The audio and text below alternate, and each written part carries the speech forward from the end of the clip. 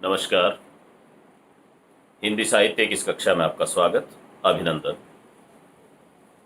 आज हम रीतिकालीन कवि केशव दास उनके विषय में चर्चा करेंगे। केशव का परिचय, उनकी साहित्य साधना को लेकर के बातचीत करेंगे। केशव रीतिकाल के प्रवर्तक कवियों में से एक समादृत नाम है।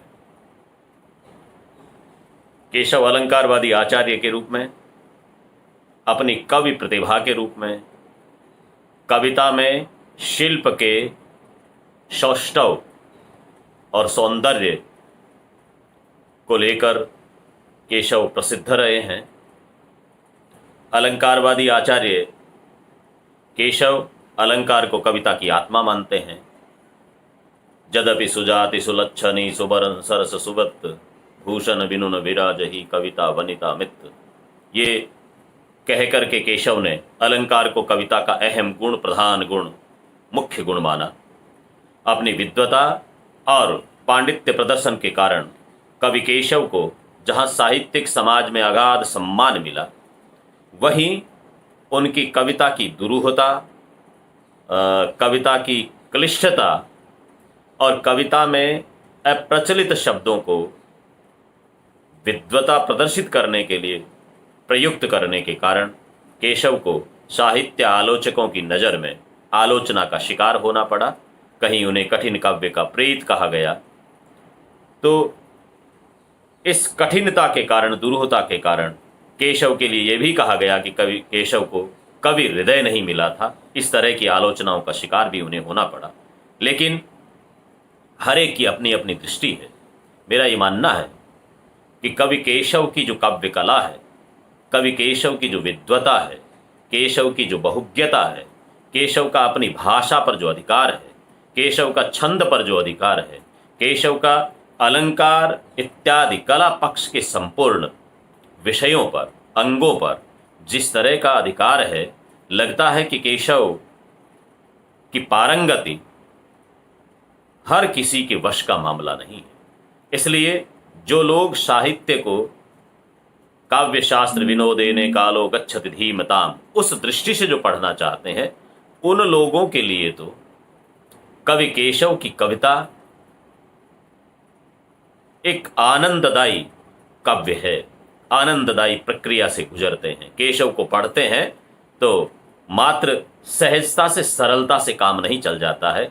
आपको कहीं न कहीं मस्तिष्क लगाना पड़ता है। आपके अध्ययन की गहनता को मापा जाता है। केशव को समझने के लिए आपको खुद को पढ़ना पड़ता है। यह आवश्यक है। इसलिए केशवदास साहित्य के सुधी पाठकों के लिए, साहित्यकारों के लिए, जो साहित्य में गहनता से दखल करना चाहते हैं, साहित्य में डूबना चाहते हैं, उन लोगों के लिए केशव आनंददायी कवि हैं। जबकि जो लोग सहजता से, सरलता के, प्रसाद गुण के पक्षधर हैं, जो ये मानते हैं कि कविता का भाव है वो सहजता से पढ़ते ही एक बार में ही अभिधा जैसा अर्थ सा देता चला जाए, उन लोगों ने केशव पर आरोप लगाए। यद्यपि रामचंद्र शुक्ल जैसे व्यक्ति ने आरोप लगाए तो उनको आप निराधार नहीं कह सकते। उसके बावजूद मात्र आरोप लगा देने से केशव की क्षमता, केशव का महत्व, केशव की उपादेयता कम नहीं हो जाती। इसलिए विद्यार्थियों के लिए केशव को पढ़ना, केशव को समझना और उनके विषय में अपनी धारणा को अपने हिसाब से बनाना जरूरी है। इसलिए मेरा ये निवेदन है, क्योंकि आप कॉलेज में, विश्वविद्यालय में पढ़ने वाले विद्यार्थी मात्र पाठ्य पुस्तक में लिखी हुई या किसी एक व्यक्ति की राय को लेकर के किसी रचनाकार के प्रति अपनी राय नहीं बना लेते हैं। आपको खुद को पढ़ना है। केशव का परिचय की बात हम कर रहे हैं। केशव का जन्म 1555 ईस्वी में ओरछा में हुआ था। वे सनाढ़ ब्राह्मण थे। उनके पिता का नाम काशीनाथ जी था।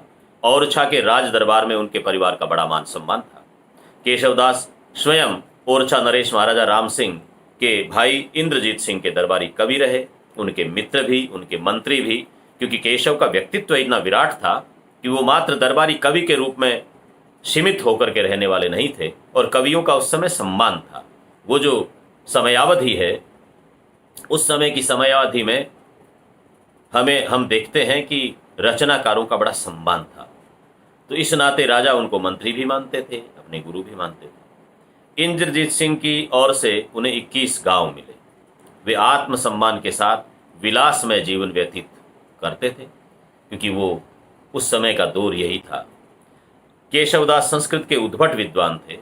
उनके कुल में भी संस्कृत का ही प्रचार था, यानी पूरे घर में संस्कृत बोली जाती थी। वो संस्कृत का दौर था। पढ़े लिखे व्यक्ति, सनाढ़ ब्राह्मण, उनके घर में तो वैसे ही संस्कृत का माहौल था।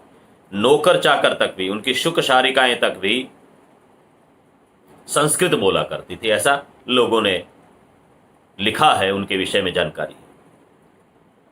उनके कुल में, केशव खुद स्वीकार करते हैं अपने ग्रंथों में, अपने परिचय में, कि मेरे कुल में मेरे सिवाय कोई संस्कृत को छोड़कर दूसरी भाषा नहीं बोलता, यानी हिंदी। उस समय में हिंदी लोक भाषा थी, साहित्यिक भाषा नहीं, प्रारंभिक दौर में थी। इसलिए उन्होंने जब लिखना शुरू किया तो केशव ने खुद ने लिखा कि भाषा बोलिन जानहि जिनके कुल के दास, भाषा कवि भो मंद मति तिहि कुल केशवदास। जिसमें इस लोक भाषा को, इस हिंदी को, जिनके कुल के नौकर चाकर भी बोलना नहीं जानते, उस कुल में केशव जैसा मंदमति वाला व्यक्ति भाषा कवि बना है, लोक भाषा का कवि बना है, लिखने लगा है। इसलिए घर वाले लोग संस्कृत को छोड़ करके लोक भाषा में, जो आम बोलचाल की भाषा है, उसमें यदि लिखना शुरू करे तो घर वाले फिर उसकी विद्वता को स्वीकार नहीं करते थे। वो तो विद्वान थे, विदुषियां थी उनके घर में, तो वो लोक भाषा में जब केशव लिखते थे तो मस्करी का पात्र, उपहास का पात्र भी वो बने। लेकिन उन्होंने इसमें लिखा। बड़े भावुक कवि थे केशव। केशव की जब जीवनी हम पढ़ते हैं, केशव के जीवन को पढ़ते हैं, आपके विद्यार्थियों के लिए इस पाठ्यक्रम के हिसाब से बहुत संक्षिप्त सा परिचय की बात हम करते हैं। एक उदाहरण उनकी भावुकता का और प्रत्युत्पन्नमतित्व का। प्रत्युत्पन्नमतित्व कहते हैं हाजिर जवाबी। तो हाजिर जवाबी मास्टर थे, इसलिए उनकी संवाद योजना श्रेष्ठता को प्राप्त हुई। रामचंद्रिका जो उनका काव्य है, उसमें जब संवाद पढ़ते हैं तो यद्यपि वो राम का ही चरित्र है, तो वो वाल्मीकि रामायण की कथा वही है, तुलसीकृत रामचरित मानस की कथा वही है, लेकिन तार्किकता के मामले में, तर्क शक्ति के मामले में तुलसी और वाल्मीकि सहित अन्य रामायण लिखने वाले लोग भी केशव के बराबर पहुंच नहीं पाए, क्योंकि तार्किकता उनकी गजब की थी। वो राज दरबार में रहते थे तो वो तर्क वितर्क की शक्ति के माध्यम से प्रभावित करते थे सभा को, इसलिए उनका ये वाला पक्ष बड़ा समृद्ध है। तो वो भावुकता के साथ में जब भी कोई बात की जाती तो जैसे डिबेट होती है, वाद विवाद प्रतियोगिता, उसमें तर्क वितर्क किए जाते हैं, उस दृष्टि से अपने आप को तैयार किए हुए रहते थे। उनके पास तर्क हमेशा रहते थे, अकाट्य तर्क रहते थे। एक बार का एक दृश्य, वृद्धावस्था के समय में कहते हैं कि वो गांव में, अपने गांव में पहले कुएं होते थे, कुएं पर पनघट होता था, पनघट से औरतें पानी लेने जाया करती थी। तो गांव का सबसे सुरम्य स्थल पनघट को ही माना गया, इसलिए लोक गीतों में पनिहारी के गीत, पनघट के गीत, घड़े के गीत, कुएं के गीत, ये सब गीत हैं। वो गणगौर के सारे गीत कुएं के ही गीत। वो पनघट, वहाँ कुएं पर बैठे हैं, पानी भरने औरतें आती हैं गांव की। तो पहले पनघट पे जब औरतें जाती थी तो वो कोई उसको श्रम मान करके, बेगार मान करके, अपने आप पर थोपा गया काम मान करके नहीं जाती थी। वो घर का काम था, लेकिन वो जो पनघट पे जाती थी सज धज करके पानी लेने जाती है। जीवन को आनंदमय कैसे जिया जाता है, ये हमारे बुजुर्गों ने सिखाया। गांव का वो अभावग्रस्त जीवन, सब तरह की दुविधाएं, असुविधाएं, उनके बावजूद भी सर पे पानी लेके आना, कितनी कितनी दूर से, 2 किलोमीटर 3 किलोमीटर, कुछ जगह मरुस्थल में तो ये है कि 10-10 12-12 किलोमीटर से पानी लाना पड़ता था। उसके बावजूद भी पनघट पे जब औरतें जाती थी तो ये मान के चलती हैं कि मेरे घर की इज्जत मेरे हाथ में है। तो उनका पहनावा, उनका चलना, चाल चलन, उस हिसाब से वो सज धज करके सब औरतें जाया करती थी। ननद भौजाइयाँ साथ में जाना, सखियाँ साथ में जाना, सास बहू भी साथ में जाया करती थी। तो आयु वर्ग के हिसाब से एक उम्र की लड़कियां साथ में हो जाती तो ननद भौजाई के जोड़े साथ में जाया करते थे। ज़्यादातर उनको घर से निकलने का यही अवसर मिलता था, इसलिए वो आनंद से बाहर निकलती, अपने आप को उन्मुक्त समझती, मुक्त समझती।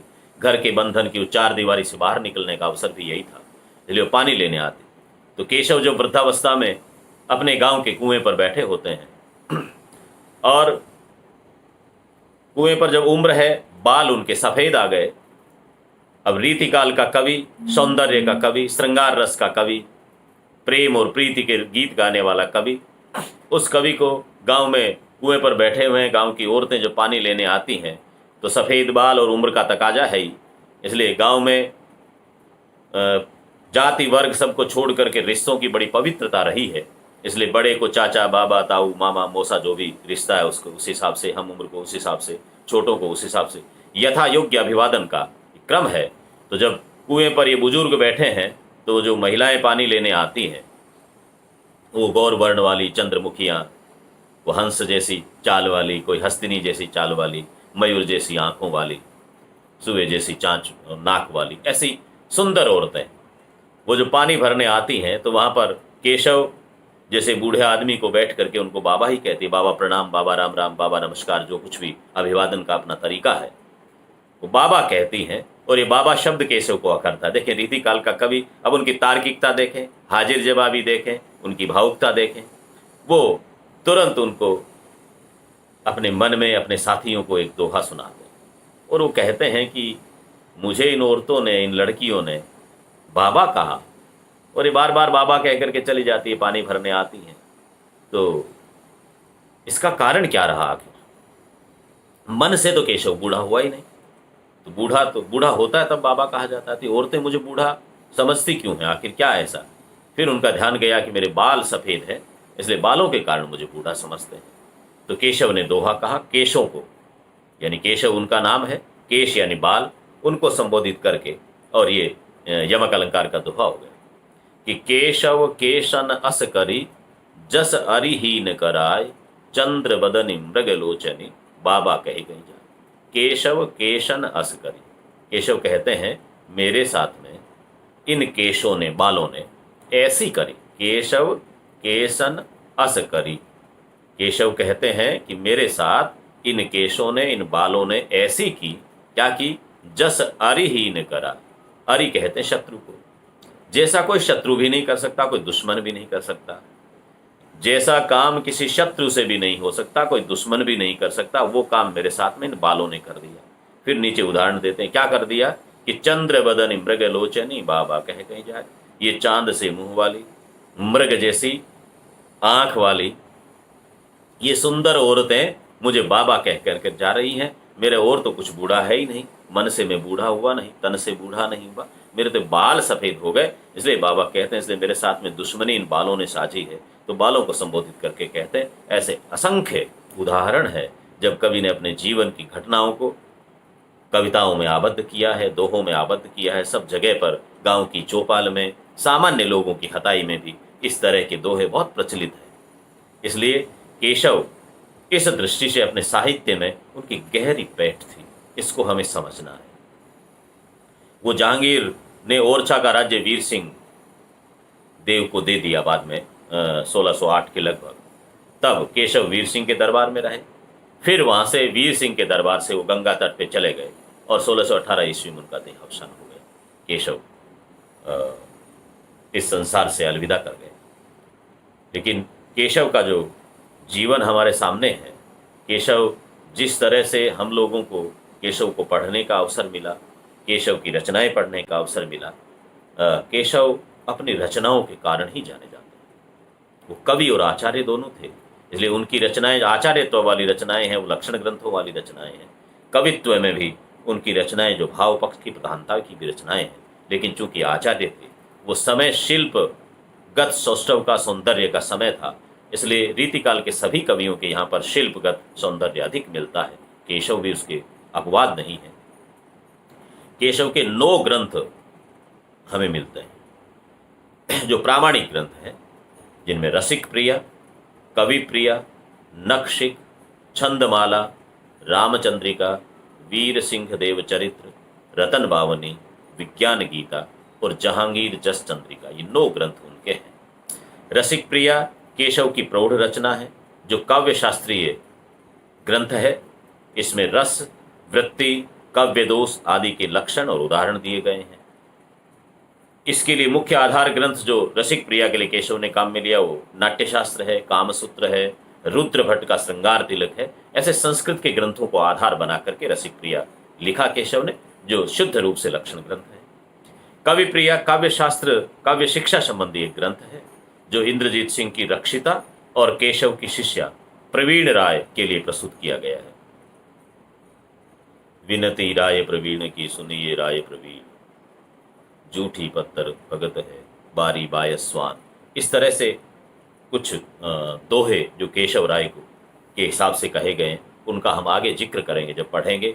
इनके काव्य सौंदर्य की बात करेंगे, इनकी तार्किकता की बात करेंगे, इनके भाव पक्ष और कला पक्ष की बात करेंगे, इनके वाग विदग्धता की बात करेंगे, तब इन पर सब पर चर्चा करेंगे। तो ये कवि प्रिया में इंद्रजीत सिंह की रक्षिता है, उन केशव प्रवीण राय को लेकर के उनकी शिक्षा के लिए ग्रंथ हुआ। कविकल्प, लतावृत्ति और काव्यादर्श, ये 2 ग्रंथ इसमें आधार में लिए इन्होंने, उससे कवि प्रिया लिखा है। रामचंद्रिका केशव का बहुत प्रसिद्ध महाकाव्य है, जिसके कारण केशव को सबसे बड़ी प्रसिद्धि मिली। भगवान राम के चरित्र को लेकर के और पूरा महाकाव्य लिखा गया। और केशव ये मानते थे कि तुलसी ने जो कुछ काम किया वैसा का वैसा काम मेरा है, उससे कुछ उत्तम ही है, कम नहीं है। इस दृष्टि से रामचंद्रिका को उन्होंने लिखा। इसके पीछे की भी कई कहानियां हैं। कहते हैं कि रामचंद्रिका के लिए कुछ लोगों ने कह दिया कि तुलसी से बड़ा कोई कवि नहीं है। केशव ने कहा, अच्छा क्या बात है कि तुलसी में ऐसे, कि तुलसी ने राम का इतना बृहद चरित्र लिखा है, रामचरितमानस जैसा इतने खंड का ग्रंथ लिखा है। और केशव ने कहा कि मैं तो एक रात में ऐसा ग्रंथ लिख सकता हूँ, ऐसी किंवदंतियाँ चलती है। और उसके पीछे तार्किकता ये है कि दूसरे दिन केशव वो ग्रंथ ला करके सभा में रख देते हैं कि देखिए मैं तो एक रात में लिख सकता हूँ ऐसा ग्रंथ रामचंद्रिका। लेकिन वो संभव इसलिए हुआ कि केशव वर्षों तक अपने शिष्यों को पढ़ाते रहे, और जब काव्य शास्त्र के अंग पढ़ाते थे, वो छंद पढ़ाते, वो अलंकार पढ़ाते, अन्य अन्य अंगों की चर्चा करते, तो उस समय में राम की कथा से बढ़िया प्रासंगिक और सबके समझ में आने वाली और इतनी बड़ी कोई दूसरी कथा नहीं थी। इसलिए केशव वर्षों तक छंद लिखते रहे, कभी दोहा समझाने के लिए, कभी सोरठा समझाने के लिए, कभी छप्पे के लिए, कभी कवित्व के लिए, कभी दूसरे मधुभार छंद के लिए, कभी दूसरे छंदों के लिए, अलग अलग छंदों के लिए वो समझाने के लिए लिखते रहे। और उस दिन उन्होंने राम के कथा क्रम को लेकर के उनको एक कर दिया। बीच में कहीं जरूरत थी कथा सूत्र को जोड़ने के लिए तो दूसरा जोड़ दिया, क्योंकि वो कविता करने में तो माहिर थे, पारंगत थे। लेकिन रामचंद्रिका को जब देखते हैं तो जो प्रसंग है राम की कथा के, बहुत सी जगह पर 2 प्रसंग के बीच में बड़ा गैप आता है। किसी एक प्रसंग में तो बहुत ज़्यादा कविता है, दूसरे की बहुत संक्षिप्त है। तो एक साथ महाकाव्य की संकल्पना करके कोई व्यक्ति यदि काव्य लिखे तो इस तरह की विसंगतियां नहीं आ सकती। इसलिए केशव ने तो अपने शिष्यों को पढ़ाने के लिए लिखा और उनको एक कथा सूत्र में पिरो करके फिर रामचंद्रिका नाम से ये पूरा ग्रंथ तैयार कर दिया।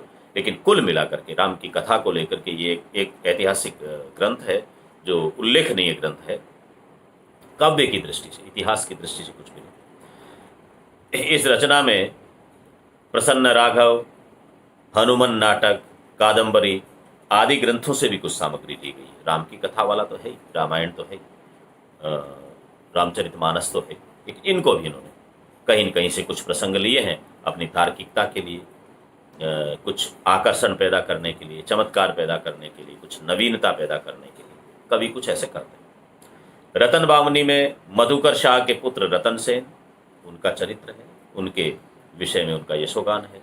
वीर सिंह चरित्र में इंद्रजीत सिंह के अनुज वीर सिंह के गुणों का बखान है, उनकी वीरता का बखान है, उनकी महानता का, उदारता का, दानशीलता का, मित्रता का, नीति का इनका वर्णन है। जहांगीर जस चंद्रिका में जहांगीर का यशोगान है। ये अलग अलग चरित्रों पर लिखे गए ग्रंथ हैं। विज्ञान गीता में प्रबोध चंद्रोदय के आधार पर रचित अन्योपदेशिक काव्य है, जिसमें दूसरों को उपदेश देने के हिसाब से ये काव्य लिखा गया है। तो ये 9 काव्य केशव के हैं। केशव अपनी काव्य रचनाओं के लिए, अपने काव्य की विशिष्टताओं के लिए, अपनी तार्किकता के लिए, अपनी बहुज्ञता के लिए, शब्द सामर्थ्य के लिए, भाषा और शैली पर पकड़ के लिए हमेशा जाने जाएंगे। कवियों के बीच में, पाठकों के बीच में समादृत रहेंगे। इस तरह के रचनाकार का परिचय हमारे विद्यार्थी, क्योंकि आपको परीक्षा की दृष्टि से इतना सा परिचय यदि आपने तैयार कर लिया तो आप अच्छे अंक प्राप्त कर सकेंगे। पुनः धन्यवाद। अगली कक्षा में फिर से मिलेंगे।